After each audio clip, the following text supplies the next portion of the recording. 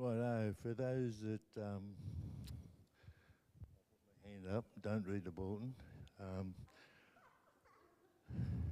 Jono is on leave. He'll be back on the 1st of May, and we need to be in prayer for him because he's doing a marathon on the Sunday before. And if he makes it, he's got to sit on a plane for 3 hours. Good luck. We have a morning tea coming up on the 30th. It's a extended morning tea, so please bring a plate of food and share and be merry. For those that missed out on the Passion, the DVD is available at the office, so just see Lance and you can get a copy and watch it at home for yourself. And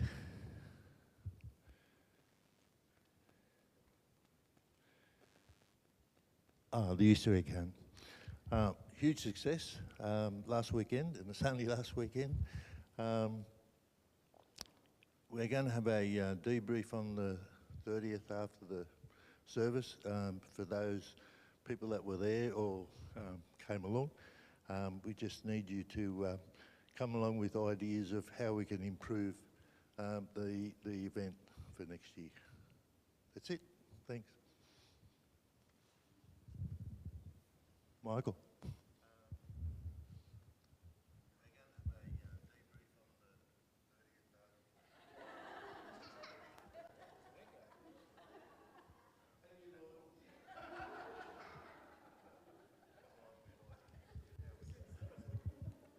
Good morning, church. Hayden, you might want to shut the browser down on that computer. That may be where our noises go. That's better. Good morning, everybody. And for those of you at home, where the heck are you? All right.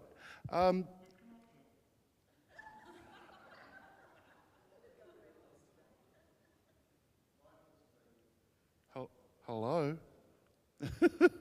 Okay, this is very odd. All right, so today in communion, in the past in communion I've talked about how the Lord's Supper reflects the past, our present, and our future. That the past is remembering the Lord's death until he comes. The present is our communion with one another and with the wider church around the world and with Christ through the Holy Spirit. Our future is what we decide to do and how we act when it comes to what we do at this table. Paul had a go at the church in Corinth because people were coming along, and back then they didn't just have, crackers and juice. They bought a meal, and rich people bought a big meal, and the poor people bought what they could afford, which might not be too different from crackers and a bit of juice. And so people were not sharing. And I think one of the things that is critical for us as a church is our spirit of giving to the community and giving to the rest of the church, giving to those in need, like we did last weekend. And as I pray that we will continue to do in greater and growing ways and broader ways in the future. So let's remember that how we treat one another reflects our communion with one another and our relationship with Christ, and that it is important that we love one another as Christ loves us. And for those of you who may not have been here in a while, we have the elements laid out on either side and up at the back. So when you're comfortable, just please go and take the elements and do it as you contemplate the sacrifice and resurrection of Christ and what that means to you and how you can reflect that in your day-to-day life. And so let's pray and give thanks. Holy Father God, we thank you that you took on humanity, that you came, that you spent time with us and that you understand what it is to be human because you have been human. And we ask that you give us a glimpse of your heart, that as you love us, so we might be eager to love others in exactly the same way. And we thank you for Christ and for his death and resurrection, that first fruits of the new kingdom. Amen.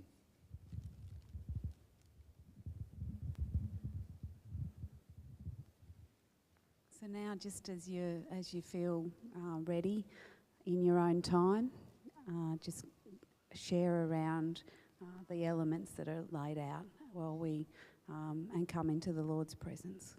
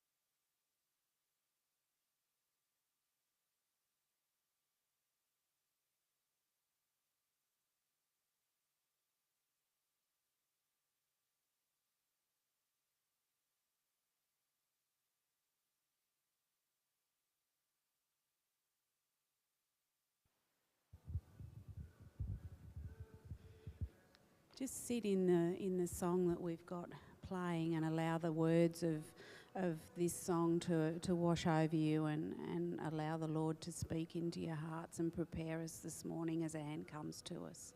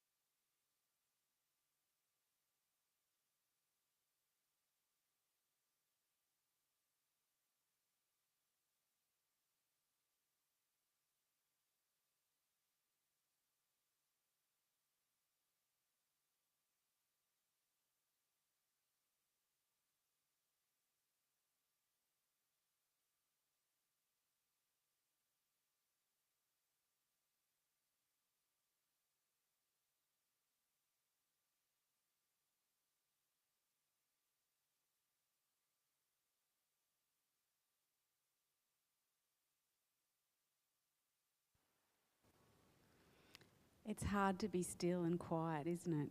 We don't take enough time just to allow the Lord to really see, have that opportunity. So, okay, we've got a video now. Turn your eyes to the screen. Pastor Jono Hey, NewDay couldn't Church, resist being Pastor away. Jono here, and I'm welcoming you to the start of our new series.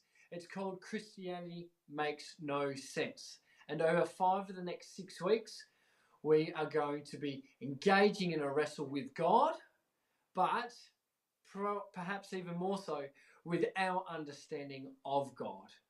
Because, let's be honest, if you've spent enough time in the Bible, you know that some things on first glance, second glance, third, fourth, don't always fit together perfectly for us.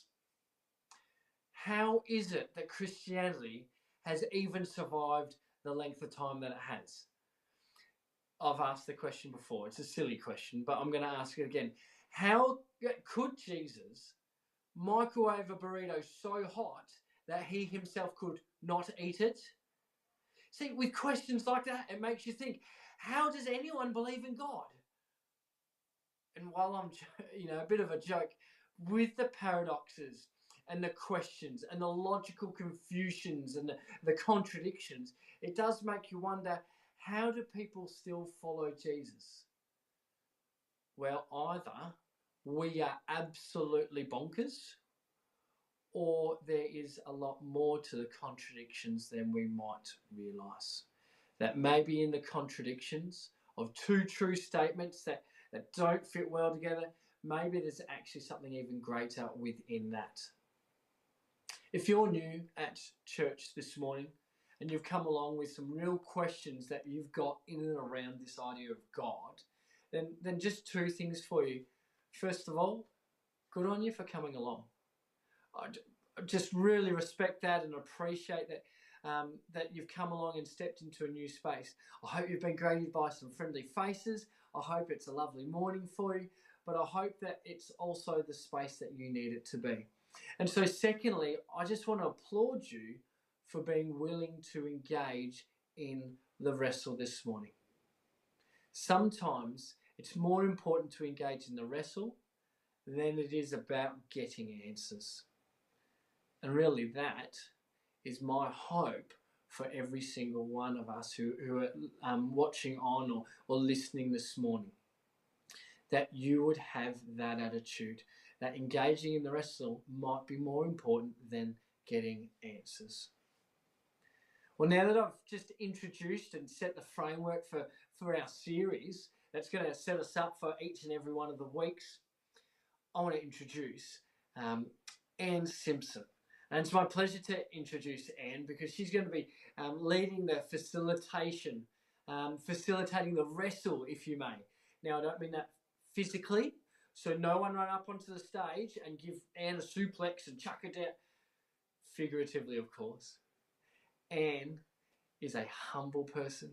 She's not allowed to say that about herself, but I'll say it. She's humble. She's one of the most wonderful people I know, and I love her nature. And it's my pleasure to share a bit of my life and journey with her as friends. And so why don't you put your hands together and welcome Anne as she leads the space this morning.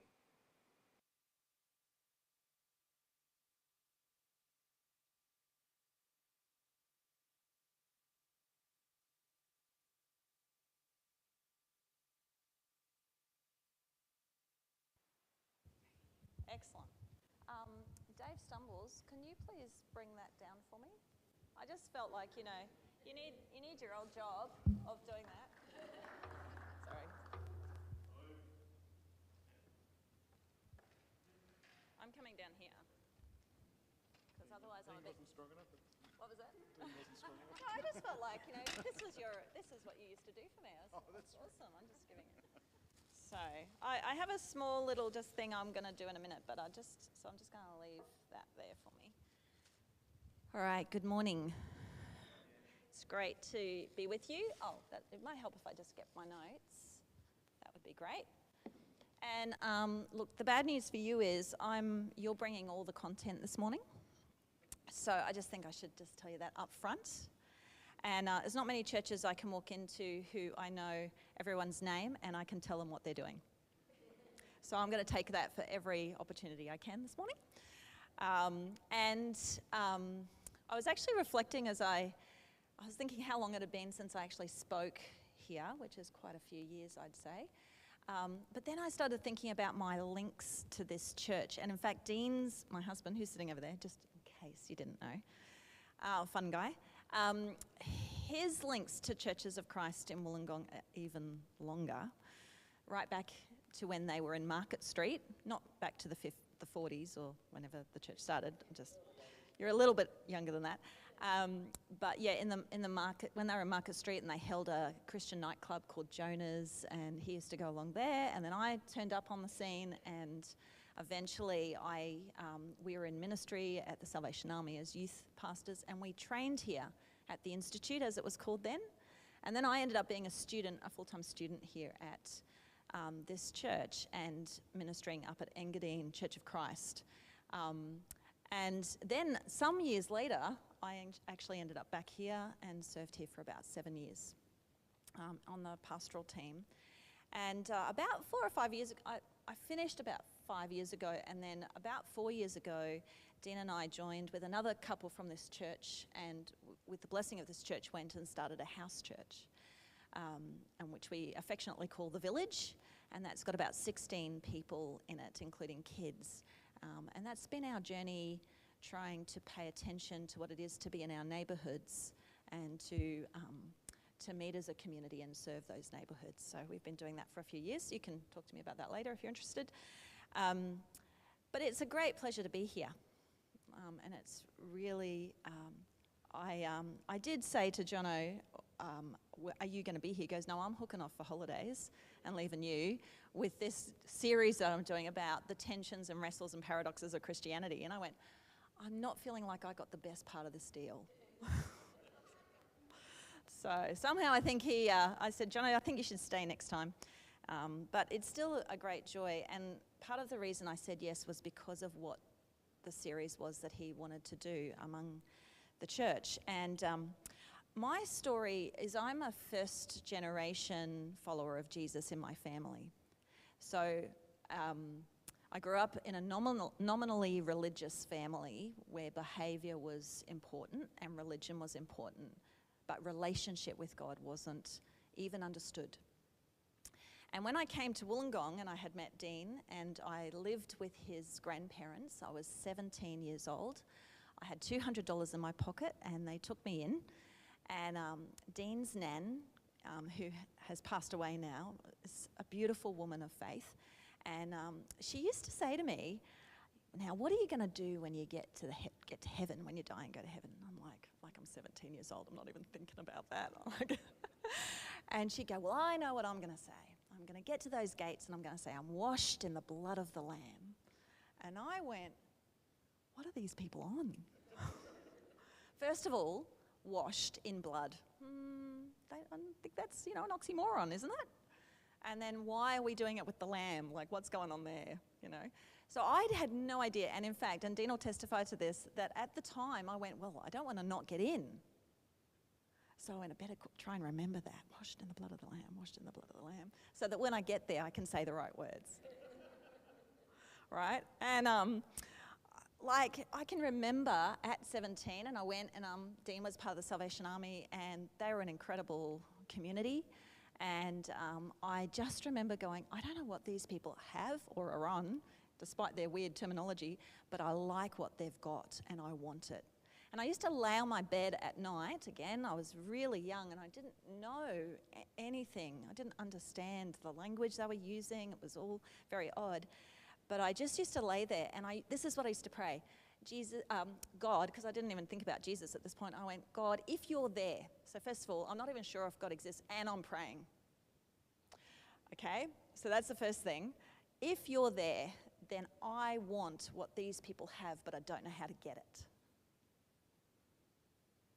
And that's the mystery of faith, isn't it? There's this mystery in it that I can't actually make it happen. And I can remember just the evening. I have no idea what the guy said. All I knew was that God was not far away. He was near. Again, Jesus wasn't really in this picture at this point for me. I was, I just heard that God was near, and I went, wow, if God is near, I want that. And I committed my life to God. And that's really all I went, right, I'm in. Really, that's what I said.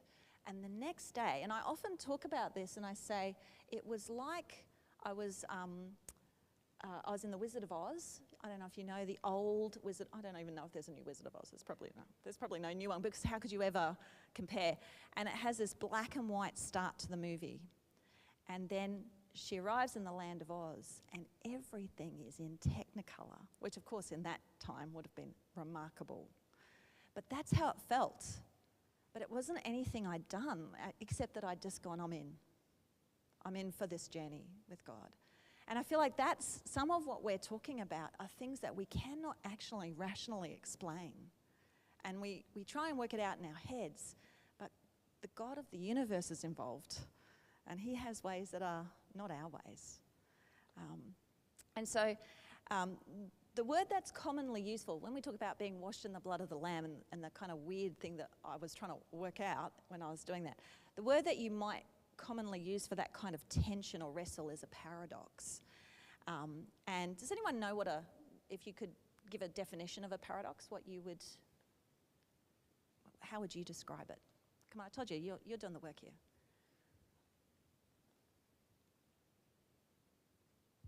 Ethan. That's right. Two things that don't seem to make any sense, that don't seem to have any relationship to each other. But a paradox also is, if you look a bit closer, you might discover that it's actually true, that it's possibly true. And that's why I said I would be happy to come and speak to this, because I think this whole idea of wrestles and tensions and paradoxes is profoundly important in our faith. And I really hope over the next few weeks that my heart and prayer for you as a community would be not just that you would go, oh, this will be interesting, this will be information, but rather that you will be prayerfully saying to Jesus, what are you up to here? What are you actually wanting me to contend with as I relate to you? Because transformation actually doesn't happen by information. It actually happens through encounter. We encounter something and it changes us. And so I'm going to be prayerful for this community as you're doing that. And the other reason I think it's really important is because the juncture that we're at in history, it is actually profoundly difficult at times to hold to this thing we call Christianity. And, especially as we're trying to deal with the Bible, as our faith, as our guide to our faith, that can be actually profoundly difficult even as a Christian. We can read it and go, I don't get how this accords with who I know God to be. And I think that's an honest wrestle that we have to hold, especially with those who don't even believe in the Bible. I think the best policy is actually honesty and going, I don't understand this. I don't get it. But I've actually encountered the God of the universe in my personal life, and I can't let it go. I just can't let it go. There's something here that I need to stay with. And I feel like when we're dealing with this, sometimes I find in myself that I often, I can get a bit defensive in myself when I hit things I don't understand, that don't make sense for me, and I go, I need to find an answer to this, or I need to justify it in some way. But I want to, and the other piece is, I think sometimes when we wrestle with these, we think that to really wrestle with them might actually feel like it's less faithful, that we can't actually challenge or argue or re-engage and go, could this really be true? Is this really reflective of God? Is the Bible really something I should be putting my hope and trust in? I actually think we need the honest wrestle. Otherwise, we're just doing like a spiritual bypass and leaving our brain at the door. And I am convinced that God does not require us to do that. And I think that if we did take on the wrestles, that we actually might find that it's a God invitation. And it might actually deepen our faithfulness. It might deepen our dependence on Jesus' faithfulness. And it might help us to continue becoming the community that is actually good news to people beyond these walls. So I'm pretty excited. So let me just, on your table, there is a piece of paper, not the little pieces of paper with the words on it, the other one in the middle. And I've actually given you some questions for 3 sections in this morning. So as I said, you're going to do the work, or we're going to do the work together. But the first section I just want to name is, where do we see paradox in the Bible? And it's in both Old and New Testaments. Both of them use this particular method of communication. And in both narratives, like the stories of the Old Testament, and in the wisdom books like Proverbs and Psalms, we actually learn about the God who simply is. He won't even give himself a name. He just goes, I am. Let's start with that paradox. I am. Like, I am. I just am. Wrestle with that. And this is the God who leads his people. And there are a few things in the Old Testament we see, and things like, paradoxes like, the stories and narratives and Proverbs are about strength, not through power, but through weakness. And there are a bunch of stories around like that. There are stories of the extraordinary being done through ordinary people. And there is wisdom that is expressed through foolishness. Things like that, those sorts of paradoxes in the Old Testament. I want you to take some time on your table to answer the first, can you think of examples from the Old Testament that actually reflect those ideas, those 3 categories? And if you are really smart and fast, you can start to think about the second question, which is, can you think of some of the famous paradoxes that Jesus expressed? And there's some hints on the table with some people from the Old Testament, and I've given you some scripture hints if you can't. Now, what I'm going to do is, at the end of that, we're going to have a bit of feedback so I can hear what your thinking has been around. So just to warn you about that. All right, so you've got a few minutes to do that.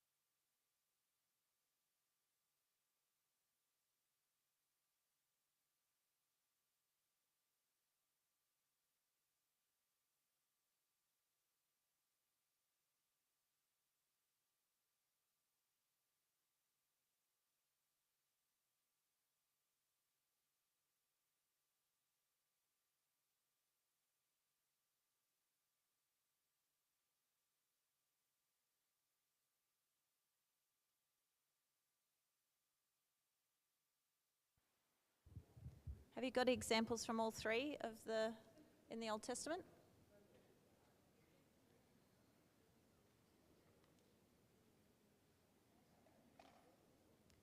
All right, let's just hold for a second and we'll see where you've got up to.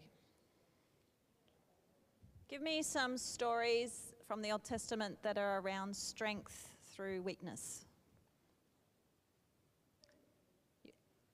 Which one? David versus Goliath? Fantastic. Little boy, 5 stones, big giant, 1 shot. Michael? Joseph going from a despised youngest brother to a prisoner and captive in Egypt to the chief, second in charge. Yeah, absolutely. The brother that they thought was down a ditch is actually second in charge in Egypt and saved their family from starvation, really. Yeah, absolutely. Great example. Walls of Jericho. Tell me about that one.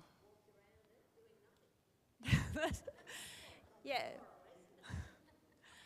Yeah, so we talk about worship like it's no soft thing. You know, that they marched around worshipping God and the whole walls of the city fell down. It's crazy. Moses, which story? Yeah?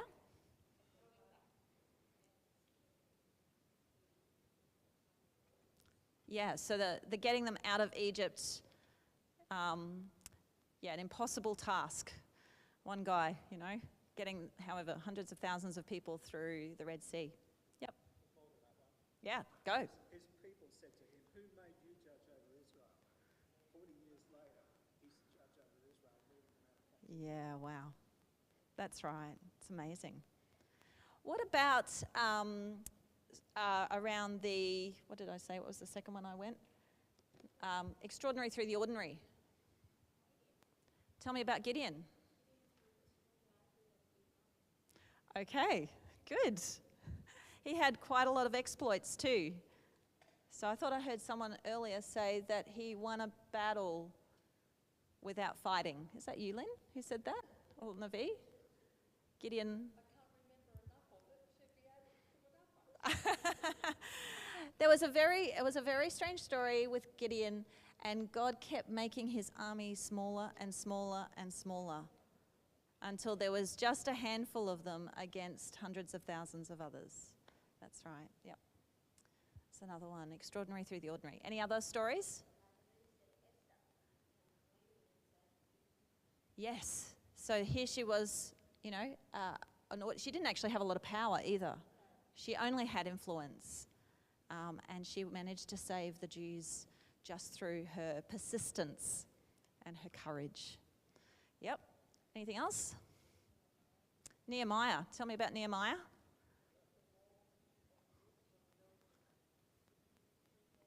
Yeah, that's right. In the midst of quite a lot of opposition.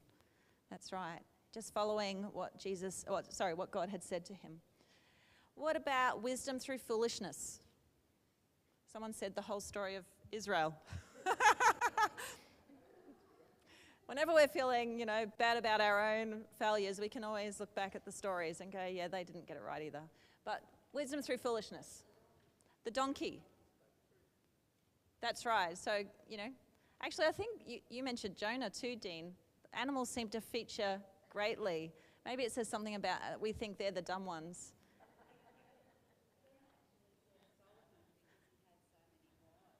Oh.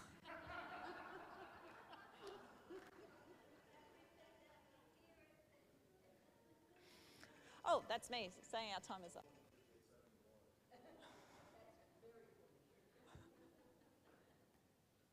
I'm just not even going there. Wisdom through foolishness, and any other suggestions? Yeah, Tony.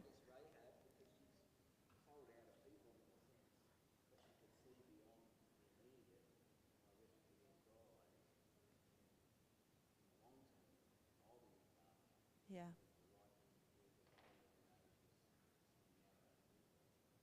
Yeah, that's right. Yeah, and I mean, even in Israel, which was a community of those who were committed to purity, The very fact that God used a woman who was not pure, her life was as a prostitute, and said, that's who I'm going to use. And then she ends up in the line of Jesus as faithful. Yeah, absolutely.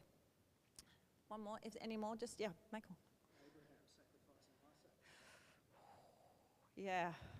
That's a pretty dumb thing to do. Yeah, that's right. Yeah, yeah. And yet he did it obediently. He even tells Isaac, God will provide the sacrifice. He does. That's right. Yeah, that's right. So he was trusting in the wisdom of God and God's direction to him. And particularly remembering, I think, in that context, is that in that generation, that was what the godless nations did, was to sacrifice their own children. So even Abraham trying to navigate that, and the fact that he'd waited so many years for that child. So, okay, so there's a few examples in the Old Testament. So, there's a lot of them. Like, this is not it's not just a New Testament thing, it's an Old Testament thing as well. And, Jesus is a master of he's a master teacher to start with, but he uses a whole lot of paradoxes as well, but before I answer that question, I thought you surely might know a few of these. So can you, on your table, just quickly talk amongst yourselves about what are some of the more famous paradoxes that Jesus taught to his disciples? I'll give you one just to start with, which is love your enemies. Classic Jesus paradox. See what else you can come up with. See if you can do it without reading the Bible verses, but see how you go.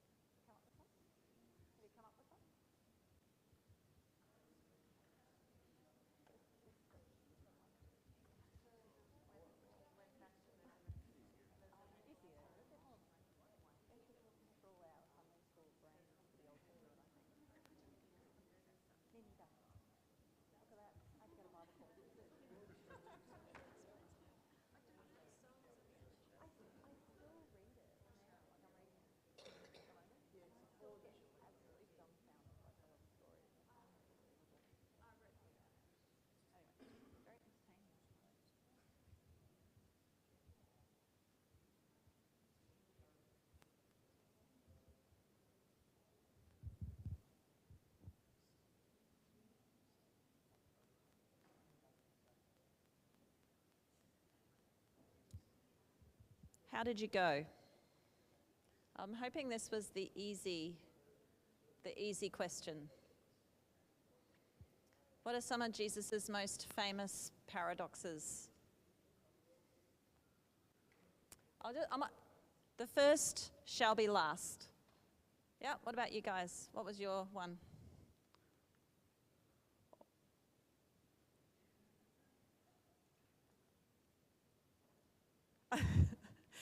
You got stumped? Just one. If you have faith like a mustard seed, you can move mountains? Yep, fantastic.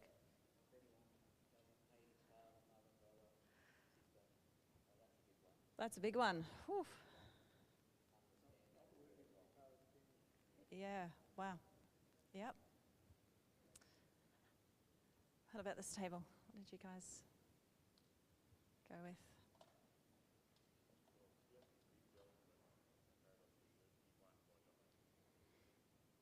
Yeah. That laying down his life, actually gave life. Yep. Excellent. Yeah. Yeah, that's right. Blessed are the meek, they will inherit the earth. Blessed are those who hunger and thirst after righteousness, they shall be filled. That sort of thing. More, just quickly, because this is what we're most familiar with, right? The story of Jesus. I'm kind of like more than the Old Testament, I mean. Any others?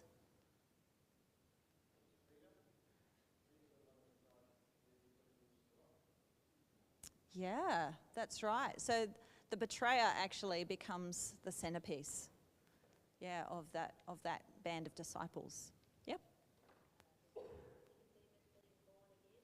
Yeah, that's right. You have to be born again. Yep. Other statements? Yeah, Michael? There's a redefinition of neighbour. It's not somebody we like, it's anybody around us who's in need, That's right.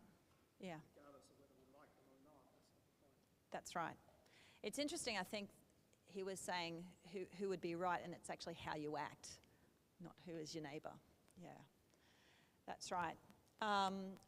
When I think about Jesus, I think about the fact that he says, rest is when you are yoked to me. Some of you, he said that if you want to lead, you have to serve. He said, if you want to live, you have to die. So not just his own life of offering his life for death, but in fact, that is the way of the disciple. I think the most extraordinary thing about Jesus as the teacher, though, is that these again, if we think about it, these weren't ideas that he just went, here's some great wisdom. He actually then embodied that wisdom. So he was the one who said, forgive them, Father, for they don't know what they're doing, loving his enemies. He is the one who washed the feet of his disciples. He was the one who didn't take the powerful seat, but took the lowly seat. Jesus spent most of his time on earth with those who were, and we all know this, I'm not telling you anything you don't know, with people who had no repute. In fact, I was saying to Dean the other day, they said he was a drunkard and a glutton. That's how they described Jesus because of who he hung out with. He hung out with all the wrong people, the outsiders, the corrupt, the contagious, the condemned. All of those are the people that he spent his time with. And his criticism was saved for who? The righteous, yeah. The ones who thought they had it all together. I just think it's such a powerful reminder for me. The moment that I start thinking I've got it all together, I go, okay, I might be in trouble now. And of course, as Dave rightly pointed out, that if on any given day, the guy who gets condemned to death and is hung on a cross has to be the failure in the room, right? For Paul, as the Pharisee, it just could not be that the Messiah would be hung on a tree. That was incomprehensible. It was totally outside of the realm, and yet it was that very act that conquered death and disconnection from God, reconciled the world to God. So, Jesus embodied paradox, which is an interesting thing to think about. One of the risks, though, I think, of trying to follow Jesus is when we encounter a misalignment between a paradox or an idea, like the first shall be last, or you should lead by serving. When we experience something that makes us go, oh, that doesn't work. It doesn't work for me. So you serve instead of leading with power, and something happens to you and you are betrayed, or, well, sounds a bit like Jesus, actually, but do you know what I mean? It doesn't align for us. Or I can think of my story where I think about the God who is mercy, but the many things that I've seen happen to people who are very dear to me. And I can remember sitting in worship one day, this is in Queensland, when a very dear friend of ours, had lost a child. And I just went, Jesus, this doesn't look like mercy to me. I'm not sold.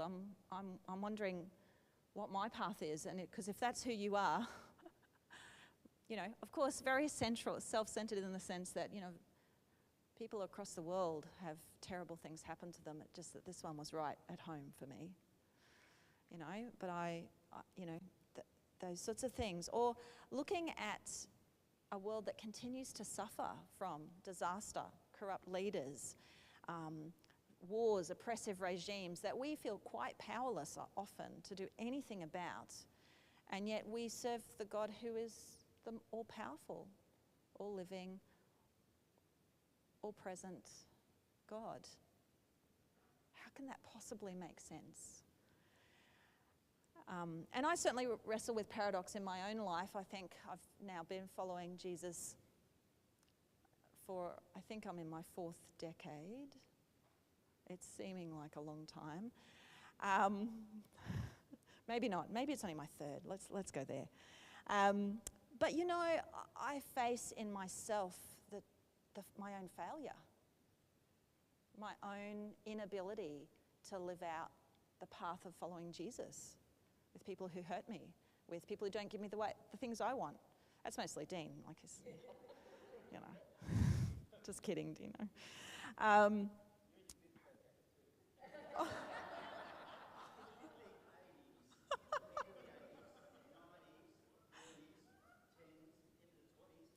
Can always count on your husband. Thanks, darling. You're so...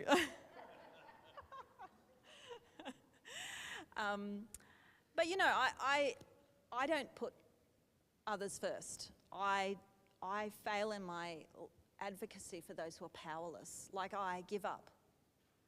And that in itself goes, well, if Jesus, you are at work in me, why aren't I more like you? Like, we hit this, what I would call dissonance.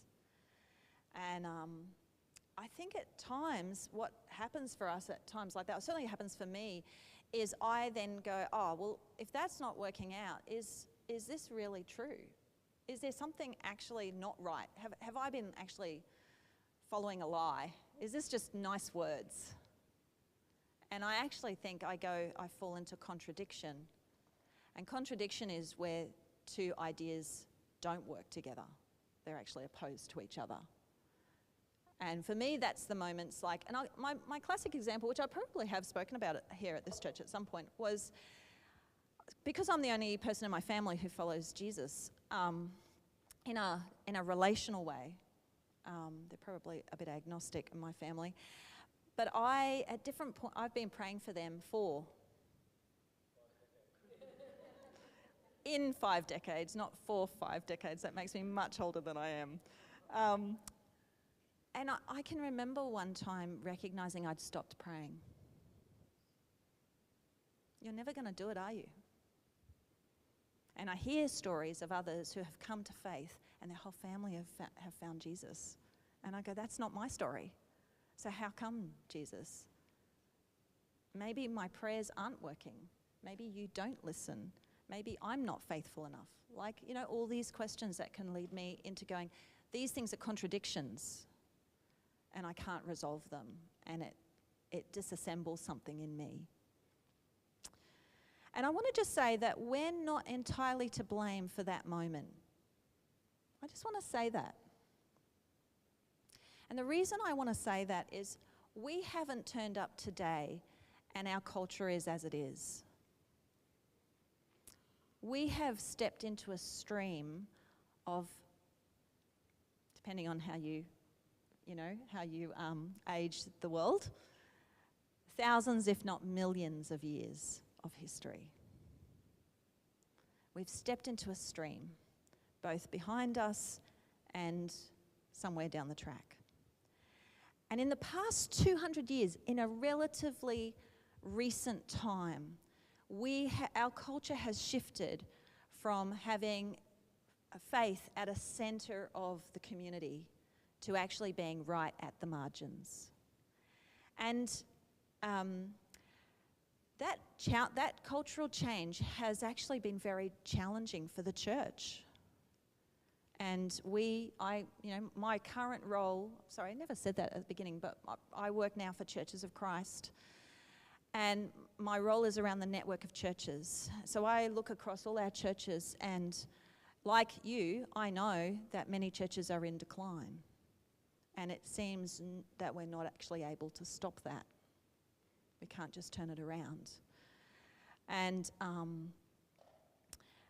there has been this shift, and at times we haven't been able to keep up with that shift. We haven't worked out how to reckon with the changes. But let me just tell you one little change. I did some work on this a while ago around the cultural influences that led to individualism, which is one of the key cultural tenets of our generation in the West. The most important person in the world is me. Yeah? I can do what I want. I'm entitled to certain things. I have rights. I am able to make choices regardless of how that impacts other people. That's the most important thing, that I'm happy, or that I have the choice. But actually, that is a relatively new idea. And actually, up until a couple of hundred years ago, maybe 300 or 400 years ago, the way that we understood humans was that we are always made and formed and shaped by the other person. In fact, there's a real truism in here. There is never a moment that we are not formed and shaped by community. We are formed and shaped through our parents' community into the world. We are born into a family. We are raised by community or family, or a combination of both. We're always in culture, and we are formed and shaped by it. And it affects everything that each one of us does has an impact on someone else. And the rise of the idea of individualism was a change it really was a change through the Enlightenment that came, where we started to shift from this idea that we are given into community to actually we are the observers and meaning givers and value givers of this whole planet. So we explore and we think about and we evaluate and we identify. Now, some of that work has always been part of the Christian part. We're stewards of the earth.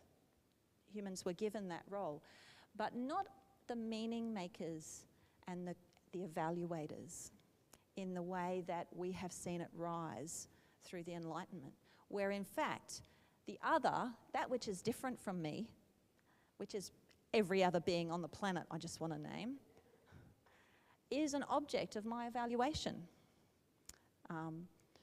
Robin's wearing a blue shirt. Di has brown hair. Dave has a beard. Dean is a male. The children are here with, sorry, I don't know the kids' names. They're children. We can name all of those things, but then we give a value to them, and we've always done this. Children are less, this is actually not true in our culture as much, but children are to be seen and not heard is an old way of defining something. Hats should not be worn in church. Just kidding. So we make judgments as well. And all of these things happen, but there's been a rise of this around individualism. And I think it's actually disabled us from remembering who we are and where we are in this story. And I want to have a think about that in just a minute. But I think it's important to name that there's a posture that we hold. So when we so in the past, if we've hit a paradox or anything challenging, we weren't of the posture that goes, we've got to answer this and figure this out.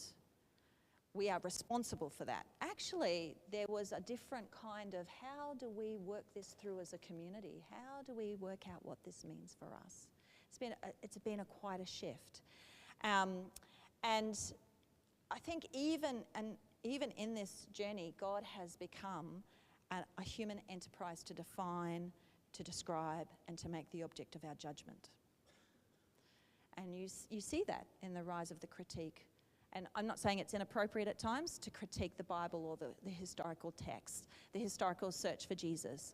All of these things have started to be a part of it. Now, just let me hear, I'm not saying it's all bad, but it is a shift that we've come to. And so it means when we come to these things, we actually bring to them a bit of a lens that's maybe not helpful to us. What I want to do though, and so sometimes we push it away because we can't make it work. And we end up with we prefer to have unanswered questions, or we fail to go and pursue the questions because it might destabilize what we've got, this sort of faith idea. And we don't want to get down the path that says, well, God exists, because that would actually deconstruct something in us. So it can be so I'm saying we're not entirely to blame, we're in something. And the culture around us is pressuring us around some of these things. I want you just to take a couple of minutes in your tables to answer the next group of questions. Are there stories or topics in the Bible or around faith that you find difficult or challenging in your understanding of God? And what factors should we consider when the Bible seems to say something and our experience makes it feel like it doesn't add up? So if you could have a little talk on your tables around those, that would be great.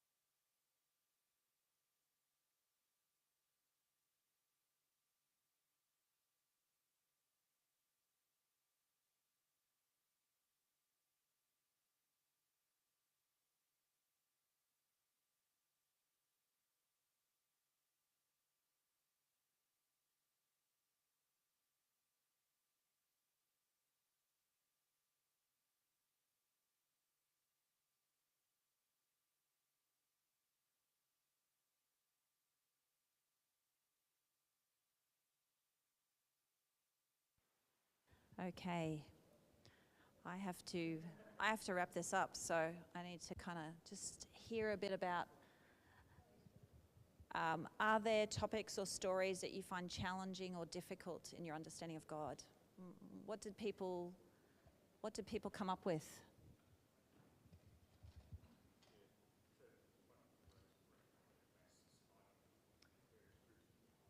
Yeah, genocide. Yeah, absolutely. Yep, I agree. What were some of what topics or issues for people?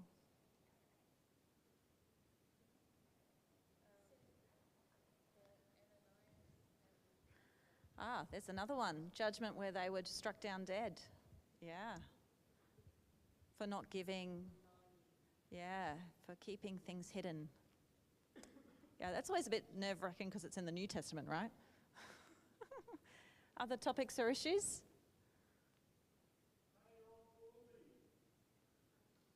What? Hey, old.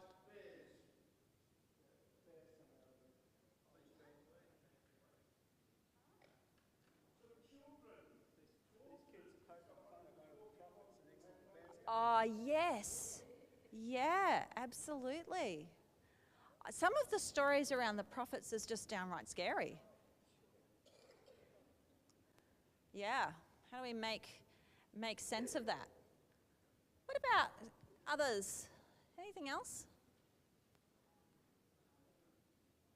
I'm just moving over this side in case there's anything from this table. We were just speaking about the Pharisees, how they were so narrow-minded about what they couldn't see beyond their, and we're all kind of like that. And then we spoke about how, like, we often know somebody, say we know somebody from the past has this, and then we meet them years later and they're being transformed by their faith and God, and it's diametrically opposed to what we knew, and Yeah. reconciling this with this Yeah. is really hard. Yeah, that's right.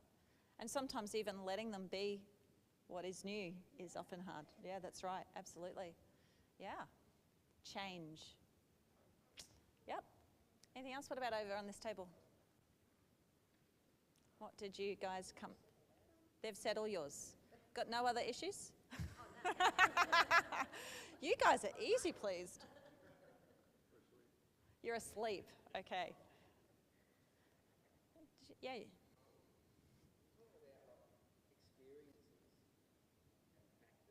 Mm. Mm. Mm.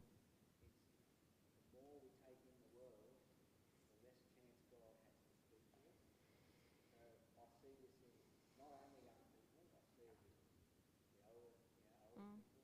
Mm.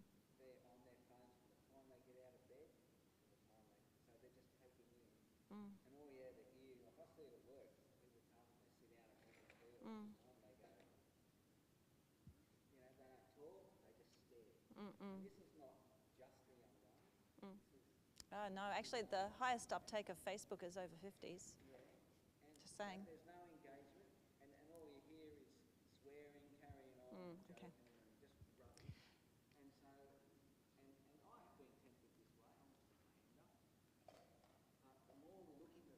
Mm. Mm. Mm.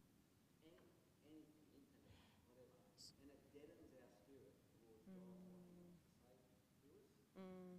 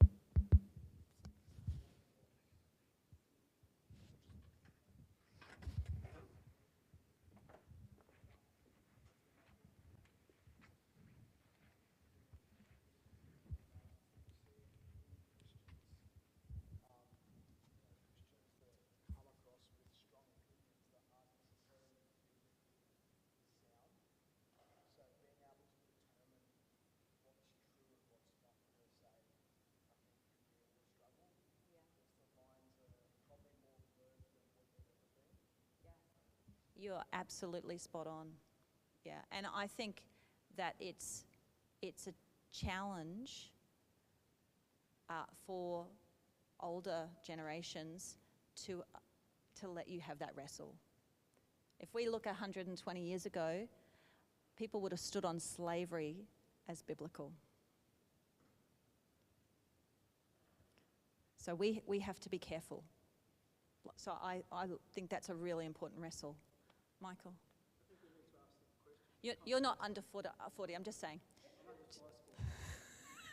I'm just sort of trying to bring up the question in the context of what we've just heard there, and what we were talking about before with the impact of the world on the individual, is how far should the church go in trying to craft the Bible into a form that goes out and competes with all of that onslaught from the world? I'm not sure that we ought to be going all that far. I think in the process what we do is we actually weaken the gospel message. So the idea that... You get that question, who's right? Right. So Is it just one more voice competing in a sea of 9 billion voices? Right. And there is a question, isn't there, of what is the purpose of the people of God within its culture? I think that's an important wrestle. And I think some of the 80s and 90s, we did try and do that competing. And It's cost us. But maybe. that's not to say we should pull back either. Sure. We should engage, but the question is how. Good wrestle. Should be able to relate, but that relating shouldn't be so far that we sacrifice what we believe. Okay. Does that make sense? So you're talking about a posture. That's what you're talking about. How am I present in my community, in the places where I have influence, in a way that allows me to engage, but still hold true to what I sense is, or what I believe is right. Or what I believe, not just what I believe is right, because we can all be proven wrong. But what I believe, to the best of my knowledge, this is, what I can stand on in this moment. Absolutely. I think that's a critical wrestle. Anyone else under 40? Because I do have to wrap up, and otherwise I'll get in trouble. I'd really like to hear.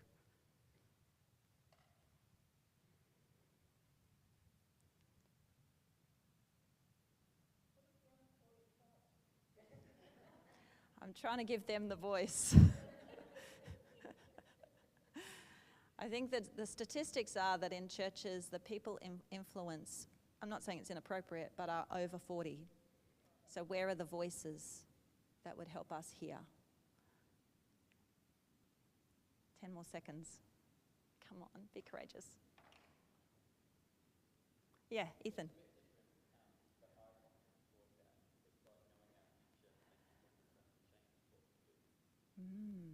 Like, so do we really have choice? Is that kind of what you mean? Like, or is it predetermined? Yeah, good question. Good wrestle. I'm going to wrap up. So, but I just wanted to say that when we're engaging in these wrestles, I had the privilege probably about 2 months ago to sit with an Indigenous elder up on Fingal Head.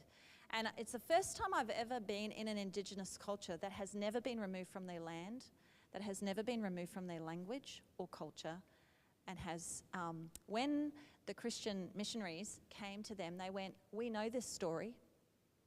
This is in our story too."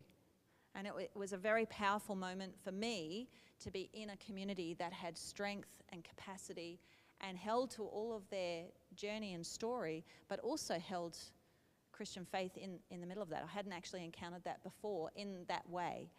And this Indigenous elder said to me, he said, this very complex and simple sentence, he said, this story, both their cultural long history story and this faith story that are interwoven for them, this was not created for us.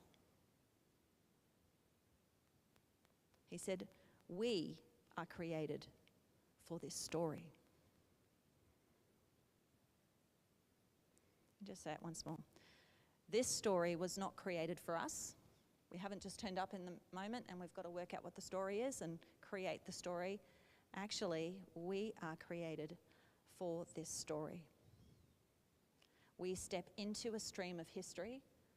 We step into a stream of the story of God, and we are part of that stream. And this is my little thing. This is how I try to think about myself, that I'm not the product of my own achievement. I don't have to work everything out. I am not in charge of giving meaning and value to this world. Someone else is, and it's Father, Son, and Spirit. And they have existed in the stream of history, all in the past, forever. I can't even see the beginning of that. And they will exist into the future. And this is my little Father, Son, and Spirit, because I have a visual of this for me, to try and keep myself centered in where I am in this story. And I always talk about Father, Son, and Spirit because they didn't have to do anything. They had everything they needed. This community was complete. And yet, out of love and freedom and creativity, which I have just... This is love, freedom, and creativity, just in case you hadn't worked it out. This is their love and freedom and creativity. So, out from Father, Son, and Spirit, they went, we're actually going to make humans. We're actually going to embed our community and who we are and how we exist. And we're going to create both the world, but humans. And so I have a little human. And it helps me to remember, if I can make him stand, let's see if he'll stand. This can be the challenge. There he is, or she.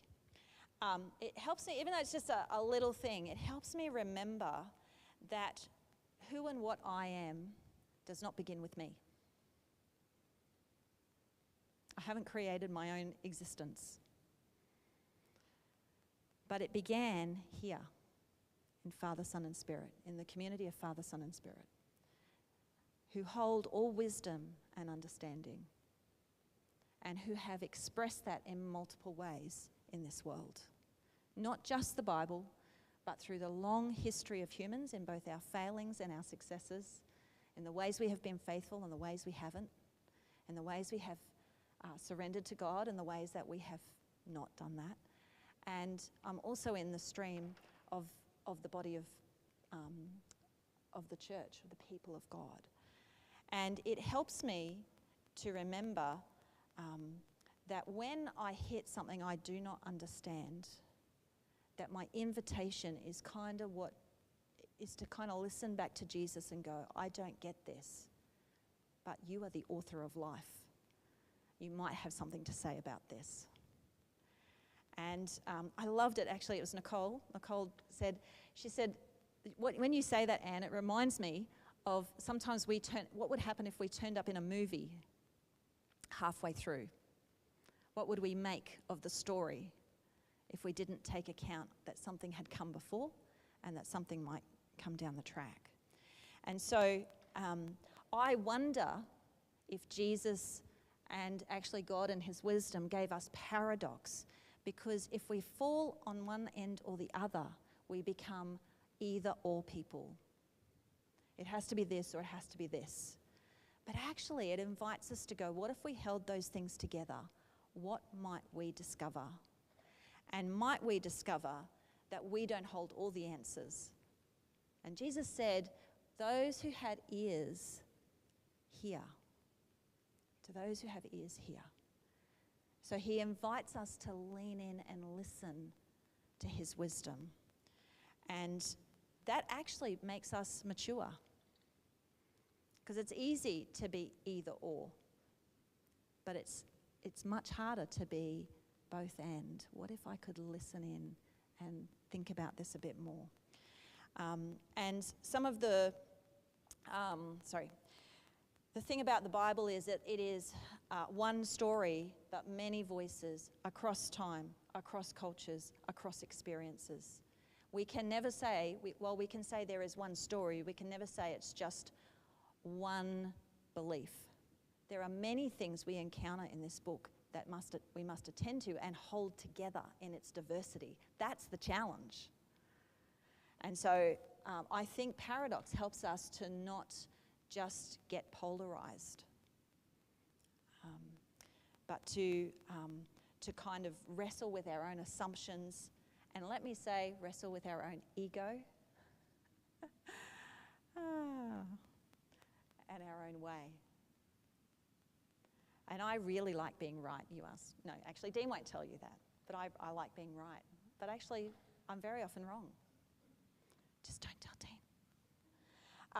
Some of the wrestles, I think, when we hit paradox, are not with God himself, but with our own journey to be men and women who are able to love those, to love those we love who disappoint and hurt us. The real journey to care for people even when we're angry with them. The real journey to remember and be grateful when things are not going well. The real journey to see others not as problems to be overcome or reduced to a label, but to be people to see them as people who are loved ones of God, just like we are, despite our failings and weaknesses. And I think if we could lean in, as this series is going to invite you to, if we have ears to hear, some of what we discover might actually give us wisdom so that we can become the people that Jesus has called us to be in following him. I'm going to ask you to do one last thing before we finish, and that is around your table, I just want you to say, what if you could ask God for one thing in this series that he might give to you, that he might meet you in, what would that be? Could be 4 things, Naveed, but what would you want in the middle of the wrestles and tensions that you have said and not said, by the way, because I know there's a whole bunch of others, because I have about, dozens probably in my brain. What would you like God to do in your heart and mind as you lean into this series? And as you share that in your group, I want you to see it as an act of prayer, because he's with us, hearing all that we discuss, and then I'm going to close in prayer. So I'm just going to give you a couple of minutes just to share what you might want from God as you lean into this series.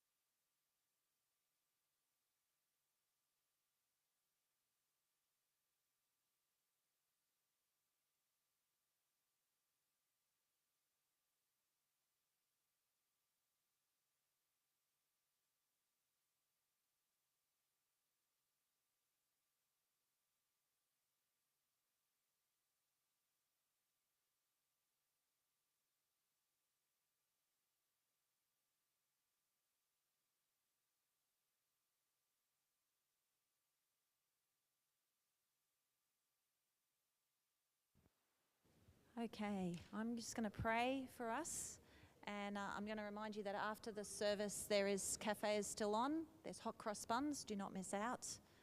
And but let me just pray for you and for me as we close today. Father, Son, and Spirit, you who have existed since before time, before any kind of time. In fact, you sit outside of time. And you dearly love us. You are relentless in your pursuit of us. You persist in moving towards us, and you never give up. You would want that each of us and those beyond would know your love and your mercy and your life, your healing and restoration, your wisdom and your joy. You have heard the things said and unsaid in the groups this morning around where they'd like you to meet them in this journey of their faith as they express it in their lives. And you are a good God who loves to give good gifts to your children. And so I pray that they might not only experience you, but that they would have eyes to see and ears to hear, that they would be attentive to the very move of your Spirit in their life and in the ways that you seek to meet them in every day. And I pray your blessing upon them and this ongoing community that continues to seek to be faithful to you in this place. I pray for them now, not just in some vain hope, but in the very name of the one who brought life from death, hope from despair, light from dark. In Jesus' name and in his resurrection power, I pray. Amen. Amen. Bless you. I'm going to send you because I was late. I'm just going to say thank you, Anne, for coming and sharing with us this morning. It's been great to enjoy the wrestle around paradox. And I just want to encourage each one of us as we look at the series that's coming up. Think about those that we could be asking perhaps to come and share in the wrestle, and give God the opportunity to perhaps break down some barriers in our friends and acquaintance and families' lives. Think about that, be praying about that, and we look forward to all that the discussions that will be had over the coming weeks. But thank you, Anne. It's been lovely to have you with us. Yeah.